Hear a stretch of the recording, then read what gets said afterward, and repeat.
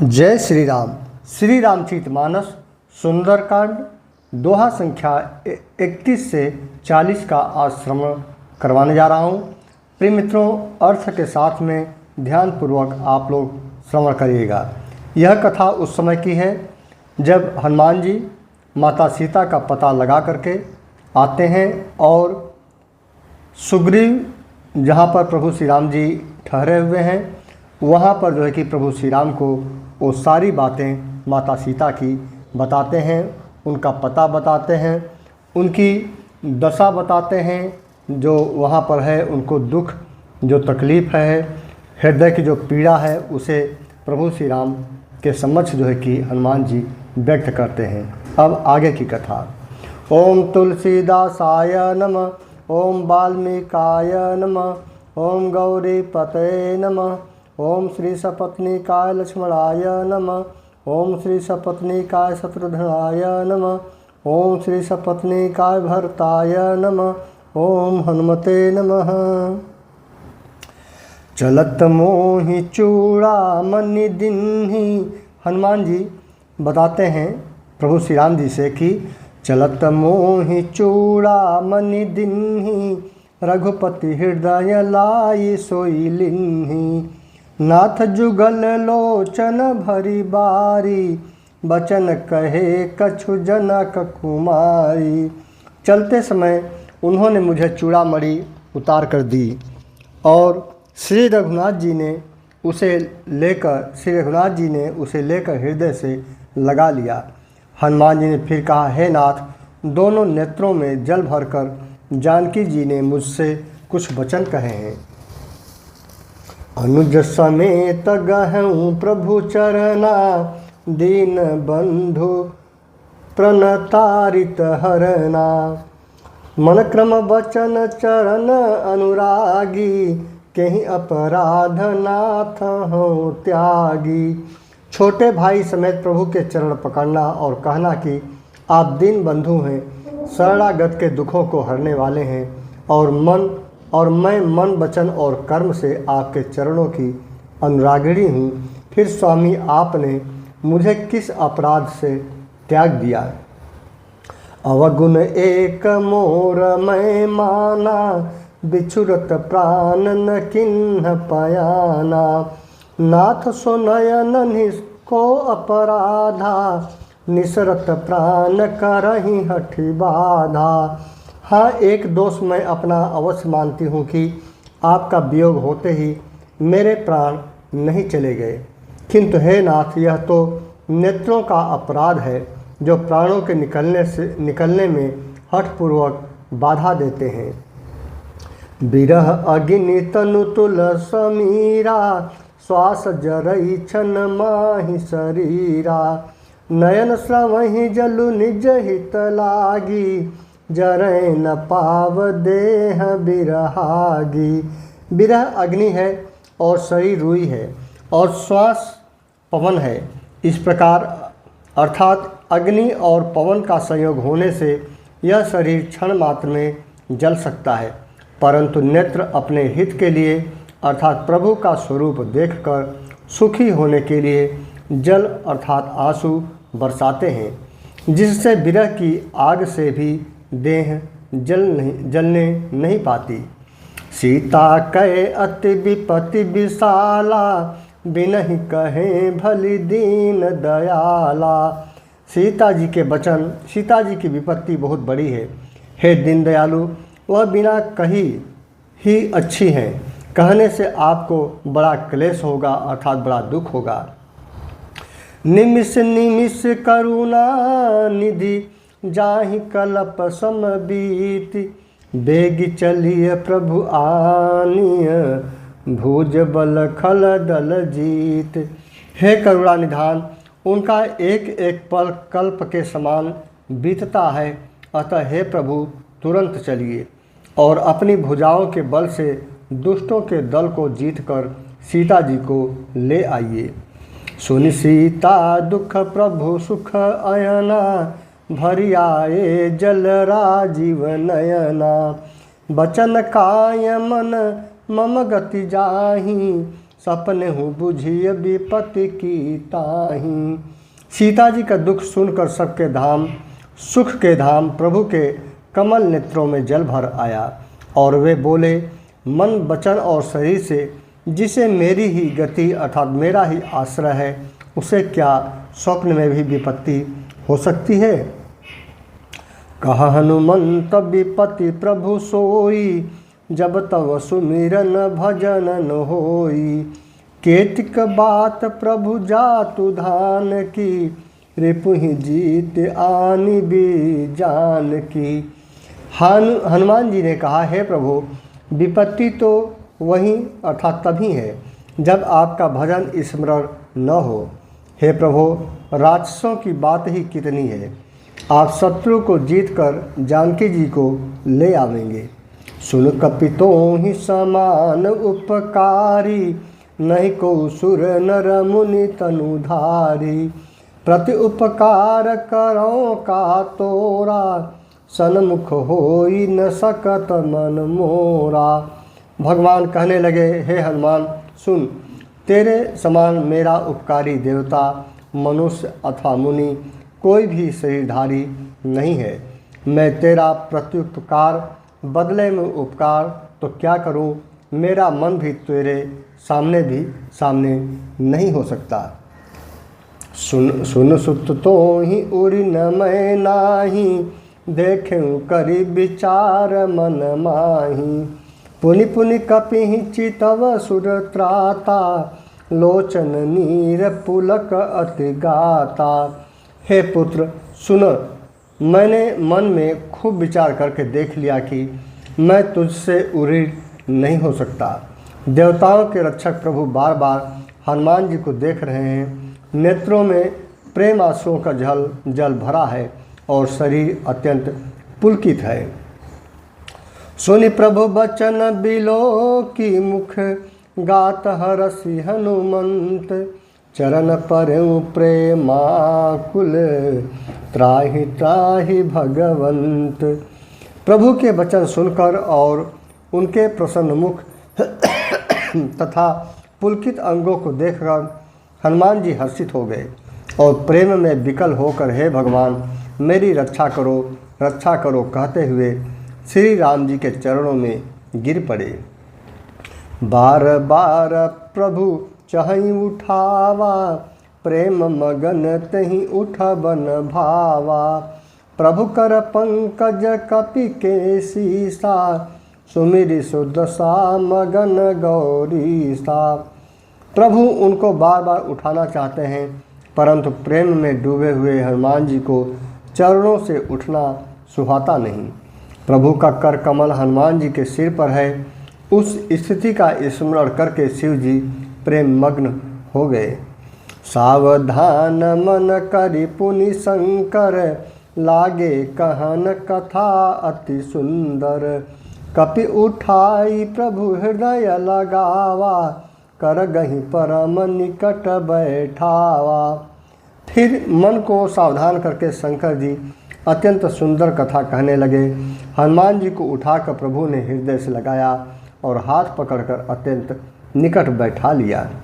कहु कपि रावण पालित लंका, कहीं विध दहु दुर्ग अति बंका। प्रभु प्रसन्न जाना हनुमाना, बोला बचन विगत अभिमाना। हे हनुमान, श्री राम जी कहते हैं, हे हनुमान बताओ तो रावण के द्वारा सुरक्षित लंका और उसके बड़े बांके किले को तुमने किस तरह जलाया। हनुमान जी ने प्रभु को प्रसन्न जाना और वे अभिमान रहित वचन बोले। शाखा मृग कै बड़ी मनुसाई, शाखा ते शाखा पर जाई। नाघि सिंधु हाटक पुर जारा, निश्चर गण बधि विपिन उजारा। बंदर का बस यही बड़ा पुरुषार्थ है कि वह एक डाल से दूसरी डाल पर चला जाता है। मैंने जो समुद्र लांघ कर सोने का नगर जलाया और राक्षसगण को मारकर अशोक वन को उजाड़ डाला, सो सब तव प्रताप रघुराई। नाथ न कछु मोरी प्रभुताई। हनुमान जी कहते हैं, यह सब तो हे श्री रघुनाथ जी आप ही का प्रताप है। हे नाथ, इसमें मेरी प्रभुता बड़ाई कुछ भी नहीं है। ताकहु प्रभु कछु अगम नहीं, जा पर तुम अनुकूल, तव प्रभाव बड़वान लही, जारि सकई खलु तूल। हे प्रभु, हनुमान जी कहते हैं, हे प्रभु, जिस पर आप प्रसन्न हो उसके लिए कुछ भी कठिन नहीं है। आपके प्रभाव से रुई अर्थात जो स्वयं बहुत जल्दी जल जाने वाली वस्तु है, बड़वा नल को निश्चय ही जला सकती है, अर्थात असंभव भी संभव हो सकता है।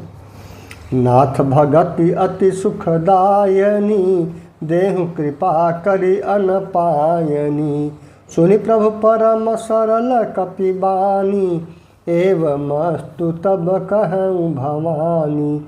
हे नाथ, मुझे अत्यंत सुख देने वाली अपनी निश्चल भक्ति कृपा करके दीजिए। हनुमान जी की अत्यंत सरल वाणी सुनकर हे भवानी, तब प्रभु श्री रामचंद्र जी ने एवं मस्तु अर्थात ऐसा ही हो कहा। उमा राम सुभाव जहि जाना, ताहि भजनु तज भाव नयाना, यह संवाद जासु उर आवा, रघुपति चरण भगति सोई पावा। हे उमा, भगवान भोलेनाथ कथा प्रभु श्री राम जी की कथा उमा से कहते हैं, माता पार्वती से, कि हे उमा, जिसने श्री राम जी का स्वभाव जान लिया उसे भजन छोड़कर दूसरी बात ही नहीं सुहाती। यह स्वामी सेवक का संवाद जिसके हृदय में आ गया वही श्री रघुनाथ जी के चरणों की भक्ति पा गया। सुनि प्रभु बचन कहीं कपि वृंदा, जय जय जय कृपाल सुख कंदा, तब रघुपति कपिपति ही बोलावा, कहा चले कर करहूँ बनावा। प्रभु के वचन सुनकर बानरगण कहने लगे, कृपालु आनंद कंद श्री राम जी की जय हो, जय हो, जय हो। तब श्री रघुनाथ जी ने कपिराज सुग्रीव को बुलाया और कहा, चलने की तैयारी करो। अब विलंब के ही कारण कीजे, तुरत कपिन्ह कहूँ आय सुदीजे, कौतुक देख सुमन बहु बरसी, नभते भवन चले सुर हरसी। अब विलंब किस कारण किया जाए, बानरों को तुरंत आज्ञा दो। भगवान की यह लीला रावण वध की तैयारी देखकर बहुत ही फूल बरसाकर और हर्षित होकर देवता आकाश से अपने अपने लोक को चले। कपिपति बेगी बोलाए, आए जूथप जूथ, नाना बरन अतुल बल, बानर भालु बरूथ। बानर राज सुग्रीव ने शीघ्र ही बानरों को बुलाया। सेनापतियों के समूह आ गए। बानर भालुओं के झुंड अनेक रंगों के हैं और उनमें अतुलनीय बल है। प्रभु पद पंकज नावहि सीसा, गर्जहि भालु महाबल कीसा, देखि राम सकल कपि सेना, चितई कृपा करे राजीव नयना। वे प्रभु के चरण कमलों में सिर नवाते हैं। महान बलवान ऋक्ष और बानर गरज रहे हैं। श्री राम जी ने बानरों की सारी सेना देखी, तब कमल नेत्रों से कृपापूर्वक उनकी ओर दृष्टि डाली। राम कृपा बल पाई कपिंदा, भये पक्ष जूत मनहु गिरिंदा, हरसि राम तब किन्ह पयाना, सगुन भये सुंदर शुभ नाना। राम कृपा का बल पाकर श्रेष्ठ बानर मानो पंख वाले बड़े पर्वत हो गए हैं। तब श्री राम जी ने हर्षित होकर प्रस्थान अर्थात कूच किया। अनेक सुंदर और शुभ शकुन हुए। जासु सकल मंगलमय कीति, तासु पयान सगुन यह नीति, प्रभु पयान जाना बैदेही, फरकी बाम अंग जनु कहीं देही। उसमें भी शुभ और अशुभ के शकुन माने जाते थे, ऐसी परंपरा उस समय भी थी। इसीलिए जिनकी कीर्ति, उसमें चौपाई में कहा गया है कि जिनकी कीर्ति सब मंगलों से पूर्ण है, उनके प्रस्थान के समय सकून होना यह नीति है, अर्थात लीला की मर्यादा है। प्रभु का प्रस्थान जानकी जी ने भी जान लिया। उनके बाएं अंग, जानकी जी के बाएं अंग फड़क फड़क कर मानो कह देते थे कि श्री राम जी आ रहे हैं। जोई जोई सगुन जाने किहे होई, असगुन भयउ रावण नहीं सोई। चला कटक को बरन पारा, गरजहि बानर भालू अपारा। जानकी जी को जो शकुन होते थे वहीं वहीं रावण के लिए अपशकुन हुए। सेना चली, उसका वर्णन कौन कर सकता है। असंख्य बानर और भालू गर्जन कर रहे हैं। सीताराम सीताराम। नख आयुध गिरिपादप धारी, चले गगन मही इच्छाचारी। के हरिनाद भालु कपि करही, डगमगही दिग्गज चिक्करही। नख ही जिनके शस्त्र हैं, वे इच्छानुसार सर्वत्र बेरोक टोक चलने वाले रिच्छ बानर पर्वतों और वृक्षों को धारण किए कोई आकाश मार्ग से और कोई पृथ्वी पर चले जा रहे हैं। वे सिंह के समान गर्जना कर रहे हैं, जिनके चलने और गर्जन से दिशाओं के हाथी विचलित होकर चिंघाड़ रहे हैं। एक सुंदर छंद। चिक्करहि दिग्गज डोल मही गिरि, लोल सागर खर भरे। मन हरस सभ गंधर्व सुर मुनि, नाग किन्नर दुख टरे। कट कटहि मर कट बिकट भट, बहु कोटि कोटिन धावहि। जय राम प्रबल प्रताप, कौशल नाथ गुण गण गावहि। अर्थात दिशाओं के हाथी चिंघाड़ने लगे, पृथ्वी डोलने लगी, पर्वत चंचल हो गए अर्थात कांपने लगे, और समुद्र खलबला उठे। गंधर्व देवता मुनि नाग और किन्नर सबके सब मन में हर्षित हुए अर्थात आनंदित हुए कि अब हमारे दुख टल गए या टलने वाले हैं। अनेकों करोड़ों भयानक बानर योद्धा कटकटा रहे हैं और करोड़ों ही दौड़ रहे हैं। प्रबल प्रताप कौशलनाथ श्री रामचंद्र जी की जय हो, ऐसा पुकारते हुए वे उनके गुण समूहों को गा रहे हैं। सही सकन भार उदार, यही पति बार बार ही मोहई। गह दसन पुनि पुनि कमठ पृष्ठ, कठोर शोकिनी सोहई। रघुबीर रुचिर प्रयाण प्रस्थिति, जानि परम सुहामनी। जनु कमठ खर पर सर्पराज, सो लिखत अबिचल पामनी। अर्थात उदार अर्थात परम श्रेष्ठ एवं महान सर्पराज शेष जी भी सेना का बोझ नहीं सह सकते। वे बार बार मोहित हो जाते अर्थात घबरा जाते हैं और पुनः पुनः कच्छप की कठोर पीठ को दांतों से पकड़ते हैं। ऐसा करते अर्थात बार बार दांतों को गड़ाकर कच्छप की पीठ पर लकीर सी खींचते हुए वे कैसे शोभा दे रहे हैं, मानो श्री रामचंद्र जी की सुंदर प्रस्थान यात्रा को परम सुहावनी जानकर उसकी अचल पवित्र कथा को सर्पराज शेष जी कच्छप की पीठ पर लिख रहे हों। यही विधि जाई कृपा निधि, उतरे सागर तीर।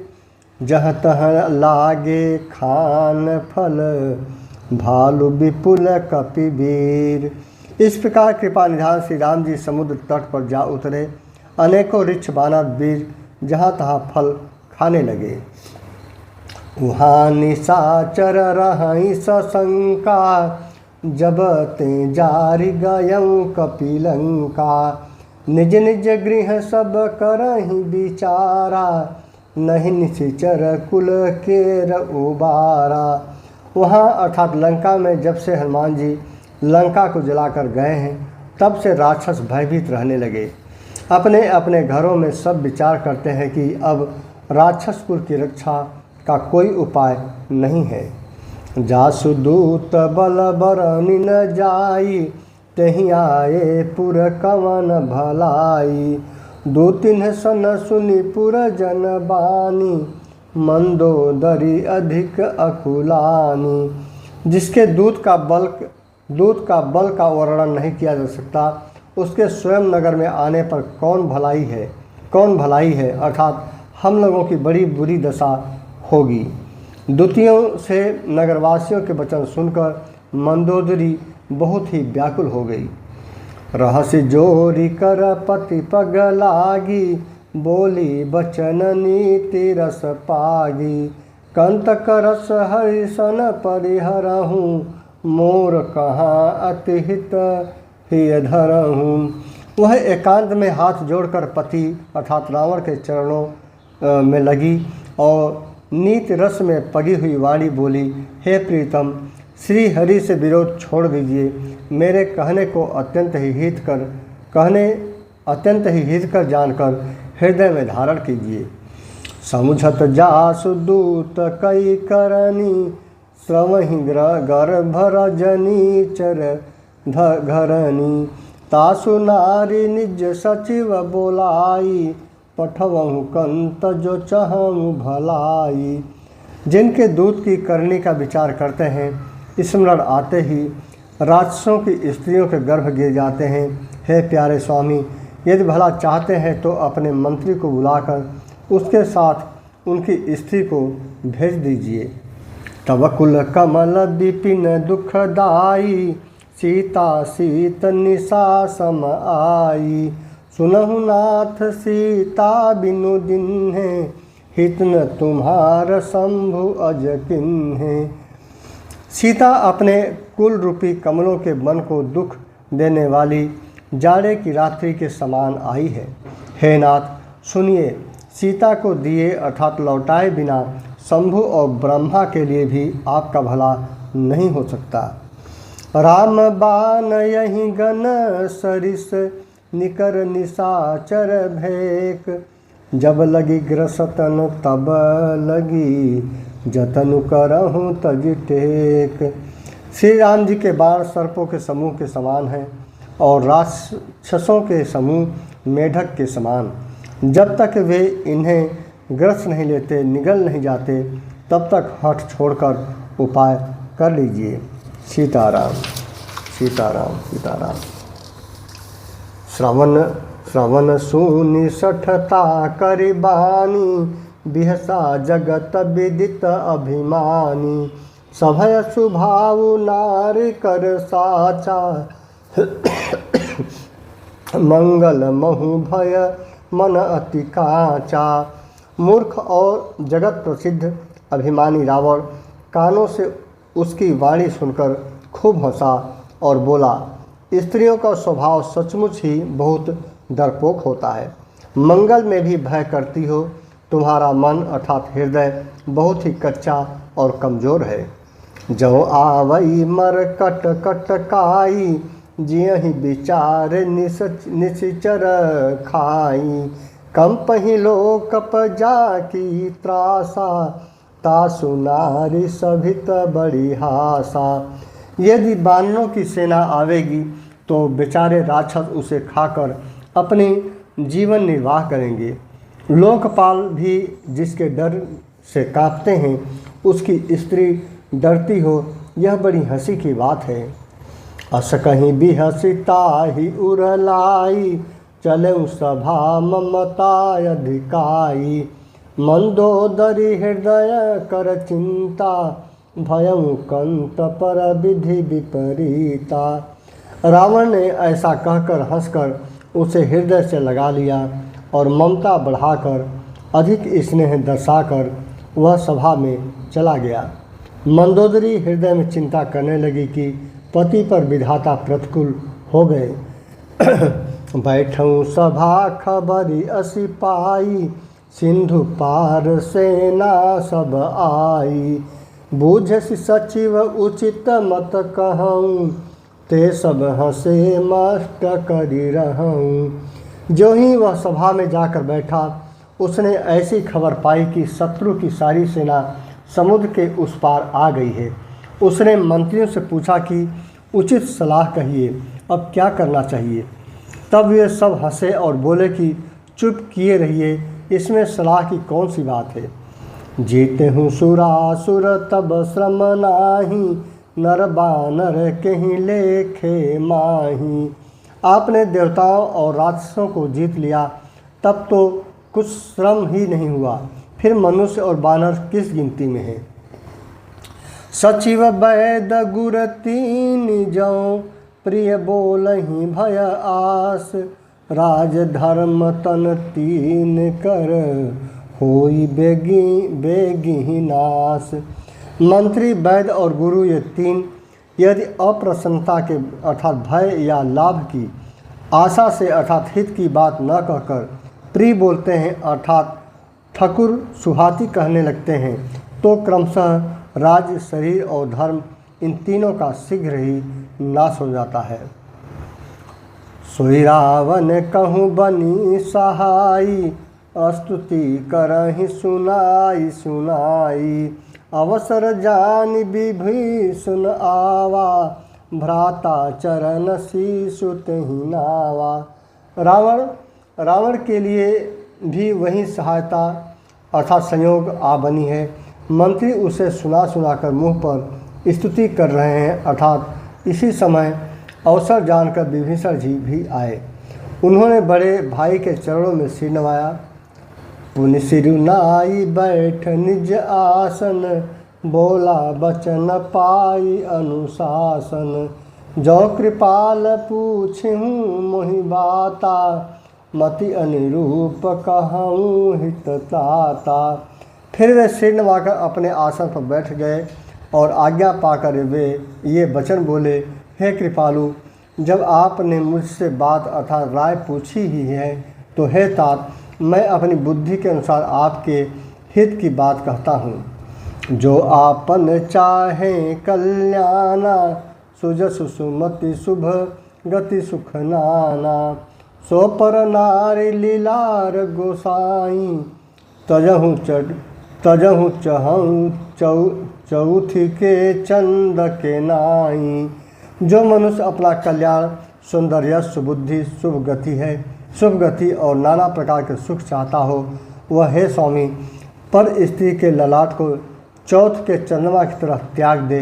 अर्थात जैसे लोग चौथ के चंद्रमा को नहीं देखते, उसी प्रकार पर स्त्री का मुख नहीं देखा जाता। देखिए यहाँ पर एक बात जो कि सामने आती है कि जो चौथ का जो चंद्रमा होते हैं उसे नहीं देखना चाहिए, यह अशुभ होता है। यह श्री रामचरितमानस में लिखा गया है। 14 भुवन एक पति होई, भूत द्रोह तिष्ठई नहीं सोई। गुण सागर नागर नर जो, अलप लोभ भल कहई न को। 14 भुवनों का एक ही स्वामी है, वह भी जीवों से बैर करके ठहर नहीं सकता अर्थात नष्ट हो जाता है। जो मनुष्य गुणों का समुद्र और चतुर हो, उसे चाहे थोड़ा भी लोभ क्यों न हो, तो भी कोई भला नहीं कहता।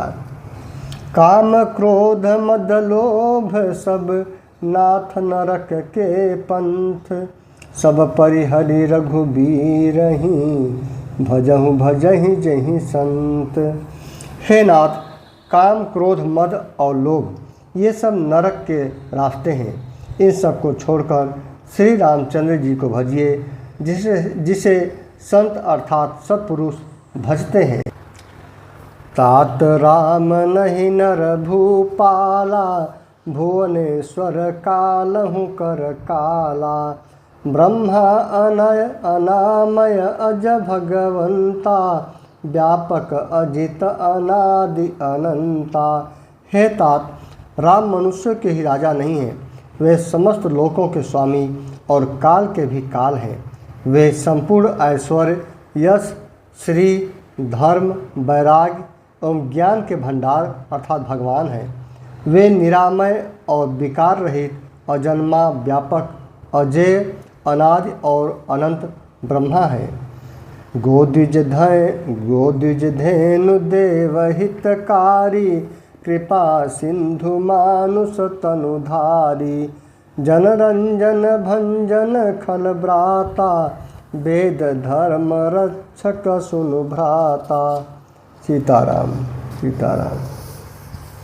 उन कृपा के समुद्र भगवान ने पृथ्वी, ब्राह्मण और गौ और देवताओं का हित करने के लिए ही मनुष्य शरीर धारण किया है।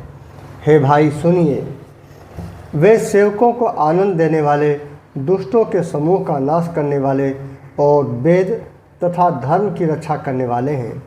ताहि बयरु तजिनाय माथा, प्रणता रति भंजन रघुनाथा, देहुनाथ प्रभु कहूँ बै देहि, भजहु राम बिनु हेतु सनेहि। बैर त्याग कर उन्हें मस्तक नवाइए।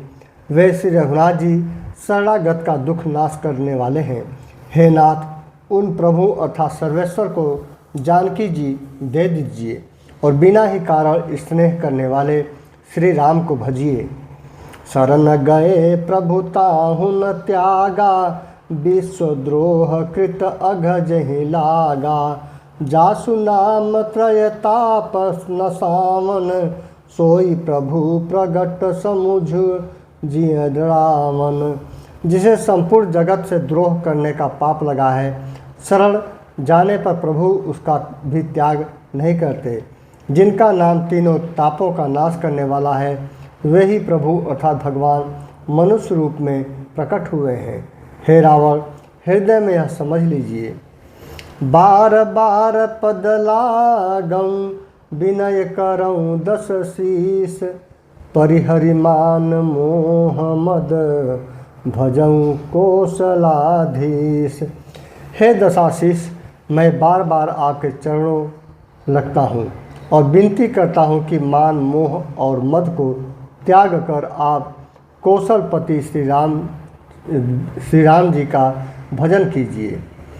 मुनिपुलस्ति निज शिष्य सन, कही पठाई यह बात, तुरत समय प्रभु सन कही, पाई सुअवसरुतात। मुनि पुलत्स्य जी ने अपने शिष्य के हाथ यह बात कहला भेजी है। हे तात, सुंदर अवसर पाकर मैंने तुरंत ही वह बात प्रभु अर्थात आपसे कह दी। ये मुनि पुलत्स्य जी ने अपने शिष्य के हाथों वो संदेश भिजवाया था जो विभीषण ने रावण को समझा रहे थे। माल्यवंत अति सचिव सयाना, तासु बचन सुनि अति सुख माना, तात अनुज तव नीत विभूषण, सो उर धरऊँ जो कहत विभीषण। माल्यवान नामक एक बहुत ही बुद्धिमान मंत्री था।